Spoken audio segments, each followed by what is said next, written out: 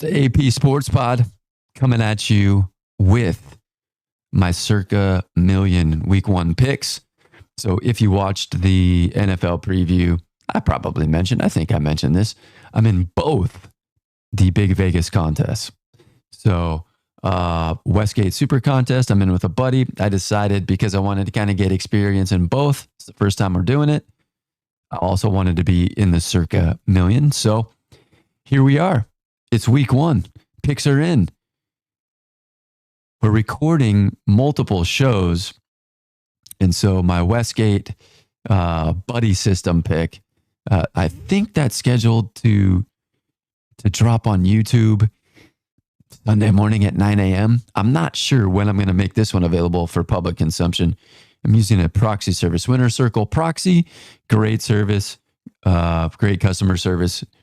If you ever want to do it, I would recommend Winner's Circle, and maybe I'll get a little logo or something up here in the future so you can see that. So here it is. Week 1 picks. Doesn't take a genius to see a trend here. The dogs are barking, baby. So let's break it down. Let's go through this game by game with my selections. First of all, just kind of a meta level, theoretic level. Week 1, there's a lot of uncertainty. Okay, nobody knows how good these teams are going to be. You think you know, but you don't really know who's going to be good and who's not going to be good. Last year, oh my gosh, this is a huge upset. The Giants beat the Titans on a late 2-point conversion. Giants turned out to be pretty good. I think they were the 4th best team in the NFC last year at the end of the season. And so, generally speaking, I like underdogs. Generally speaking, these games are about 50-50. So why not take points? Especially in week 1. So I'm going heavy with the underdogs. Every pick on the card is a dog. That's right. Tennessee Titans at the Saints. I like the Saints. I think they're going to win the division. I just think people are down on Tennessee. So my prediction, and again, you got to take some chances in these contests. I think this will be one of the lowest selected games on the board. Last year, I tracked how many or what percentage of the picks went to each team throughout the whole season, or at least the picks that I made, the games that I picked. I'm going to track them all this year. My guess is Tennessee and New Orleans is one of the lowest selected games on the card. And so I'm looking to take a little bit of an advantage here. Not many people are going to pick this one. I'm going to jump on it. I'm going to take Tennessee +3. I think Tennessee has an identity. I think it's tough early in the season to play against smash mouth, punch you in the face football teams. That's what the Titans want to do on both sides. You're going to get Derrick Henry. You're going to get Todd Spears. That's more of a thunder and lightning combo. You're going to get DeAndre Hopkins. I think you're going to get an underrated Ryan Tannehill. Now, I'm not saying Tannehill's a top 5 quarterback. I'm not saying Tannehill's a top 10 quarterback. He's not a bum. He's good enough to win games. He's athletic enough to win games on a good team. And I think Tennessee's a good team. I said this in my preview. I've got Tennessee making the playoffs. I've got the Saints making the playoffs also. But Tennessee has maybe the best self-awareness in the NFL. They know exactly who they want to be. They know exactly what they want to do, and they do it. It's not pretty. It's not flashy. It's not sexy. They will grind out games. They'll grind out games against good teams. They'll grind out games against bad teams. So I'm looking for the Titans to keep this one close, keep it within a field goal. I think it's a coin flip that Tennessee could win this game outright.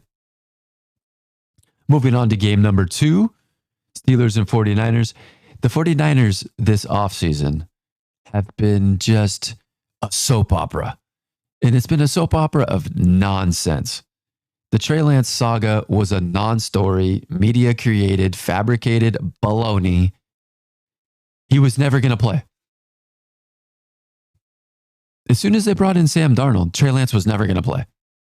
Period.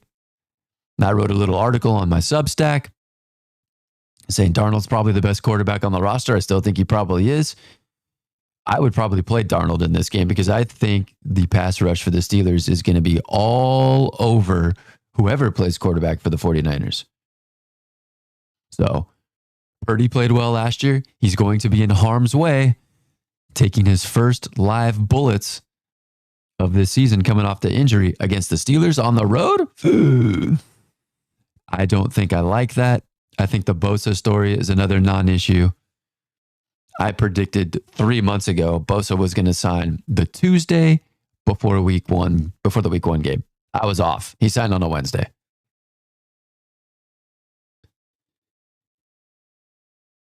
Steelers, kind of like the Titans. I think it's tough to play physical teams early in the season, especially week one on the road.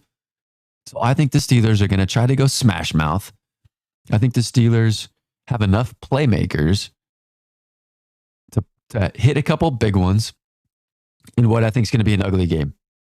I think this is going to be a low scoring. I don't know what the over-under on this is. I don't follow the totals very closely, but I think this is an ugly game. I think this is 17-16, 20-17, something like that. I also don't like the 49ers kicking situation. Got a rookie kicker. He stunk in the preseason, then got hurt. Then they brought in a replacement. He got hurt.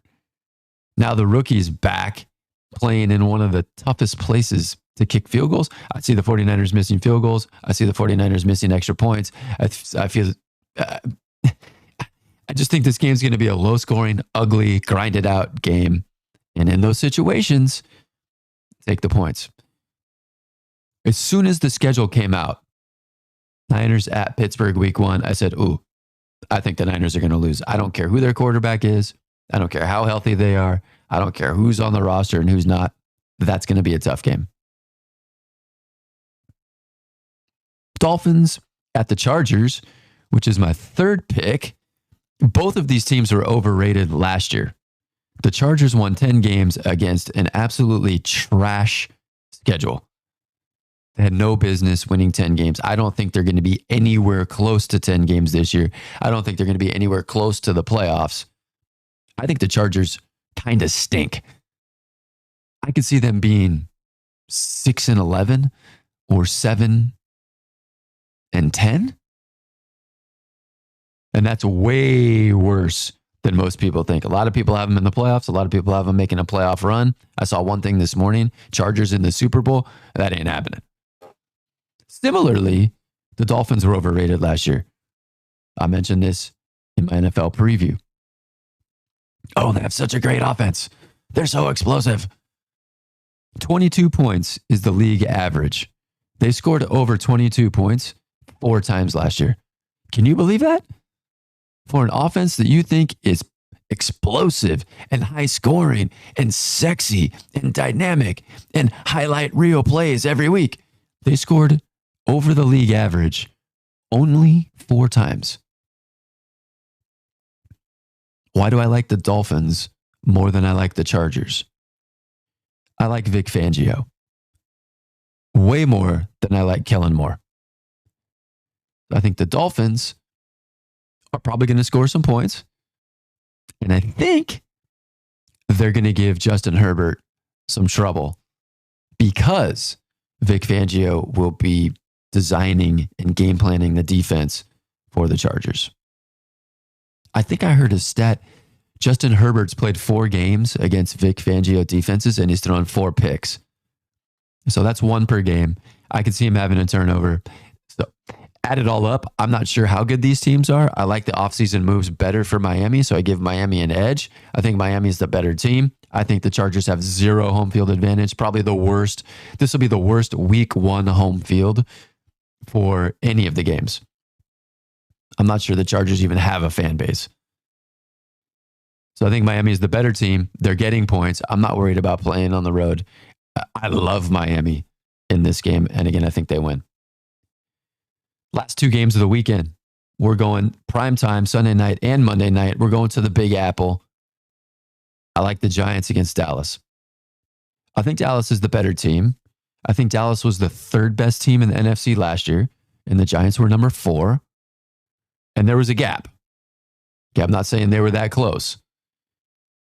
But people underrate the Giants and underrate Brian Daboll. What I'm going to tell you is this. They've had 6 months to get ready for this game. I put a lot of confidence on the New York Giants coaching staff that they not only are going to be competitive in this rivalry game, they're going to win. That's it. What's not to like about the Giants? You don't like Daniel Jones? Daniel Jones had a great year last year. You like Saquon Barkley? I think he was a drama queen this summer too. They added Darren Waller. Dylan Waller tends to get hurt. He's not going to be hurt for week 1. Forgot to mention that about Miami. Does Tua have a concussion yet? Not in this game. I think the Giants are better than they were last year. I don't think Dallas is any worse. I actually think, they got Stephon Gilmore like that. They got Cooks. I've always kind of been iffy on him. I think the subtraction of Ezekiel Elliott helped them just to not have to worry about that news story 24/7. I think this is a good game. These are division rivals. Division rival. Yeah, I get the home team in prime time. Ugh. I'll take 3 points all day long here. Not comfortable, but I'll take the 3 points. And last but not least, Monday Night Football, Bills-Jets. One of the most highly anticipated games of the seasons. We're going to get Aaron Rodgers' regular season debut for the Jets. I'm drinking the Kool-Aid. My initial reaction, my Malcolm Gladwell blink reaction to the Jets was, probably overrated. I watched Hard Knocks, fell head over heels. I love the Jets. The Jets might be my Super Bowl pick in the AFC.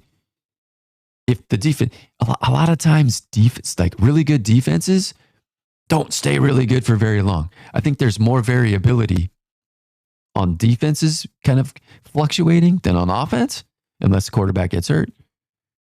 So I could see the Jets defense dropping off a little bit. But their quarterback play was terrible last year. Aaron Rodgers, there is no chance Aaron Rodgers is going to be as bad as their quarterbacks were last year. They don't need him to be MVP Aaron Rodgers. They just need him to be pretty good. And I think the Jets have some weapons. I think they got 2 running backs that can run the ball. They got Garrett Wilson. I like their tight end group.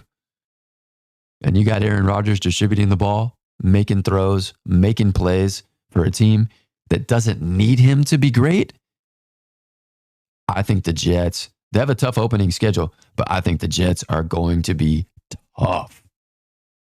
Great defense. They'll get really good quarterback play as long as Rodgers doesn't get hurt. And even then, I think Zach Wilson's probably going to be better this year than he was last year. So I think the trajectory is very high, very steep for the Jets. Buffalo, the summer drama, I don't pay much attention to that. So Diggs is unhappy, whatever. There's a riff with Josh Allen, whatever. Defensive coordinator leaves for whatever reason. Okay, there's some changes. There might be a little bit of smoke to some of that. I think Buffalo is still going to be very good. I still think Buffalo makes the playoffs. I think they're the second best team in the division, just because I think the Jets are coming. I think the Jets have the strong, positive, forward, downhill momentum. And I think Buffalo has maybe plateaued or is regressing a little bit. So again, here's a situation. We got division rivals, probably the 2 best teams in the division, I would say so. Division rivals, primetime game, Monday Night Football, the home team, the team that I think is better, and I'm getting points. It's a no-brainer. So again, I'm going to play. The dogs are barking. I will take all 5 of these dogs, and it wouldn't shock me if all 5 of them won outright. That's just kind of what I look at early in the season. I always like taking points. I always like taking teams that are dogs that can win, that I think have a decent chance to win the game. And we go with it. So there it is. Titans +3, Steelers +2.5, Dolphins +3, Giants +3, Jets +2. That'll do it. This will be posted on the Annexus Sports YouTube channel, along with the chronicle of going in the Westgate Super Contest with my buddy from across the pond. And we'll have some other stuff on the AP Sports Pod playlist on there. We'll see how it goes. All right. Good luck out there if you're betting these games. Have fun watching. It's an exciting time of year.